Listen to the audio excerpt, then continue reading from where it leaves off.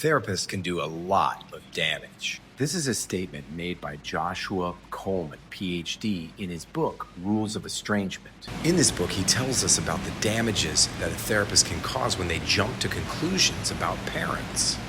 He goes on to elaborate that blind spots resulting from therapists' own inexperience, unconscious biases, prejudices, and limited orientation can be a big problem. These biases can also be reflected in popular culture in which we live.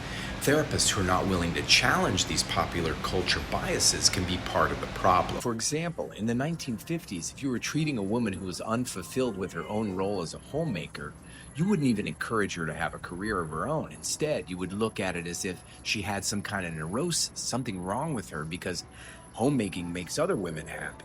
This was an actual bias at the time. Today's therapists are continuing this trend by failing to challenge the new cultural and society trends that tend to lessen well-being and conflict and division, something I refer to in my work as violence. Is Dr. Joshua Coleman saying that unqualified therapists or therapists who mislead their patients or fail to challenge the norms of today are being violent? Not all of them, but some. Yes. What we know today, without question, is that our traumas and limiting beliefs are not based on the experiences that happened in our lives or the behaviors of the people in our lives.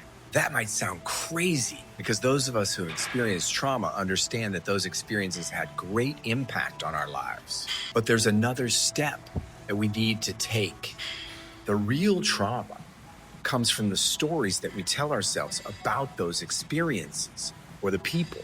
In other words, if we want to take full responsibility for ourselves as adults, labeling others this or that is not the complete solution. Instead, examining the stories that we tell ourselves and changing those stories to create happiness in our lives is how we identify the real source of our suffering.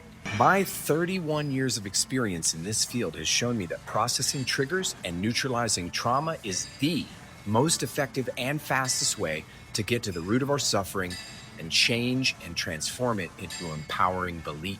If a therapist is not helping you to do that, then I agree with Dr. Joshua Coleman that it's time to take a look elsewhere for the support that you and your family need.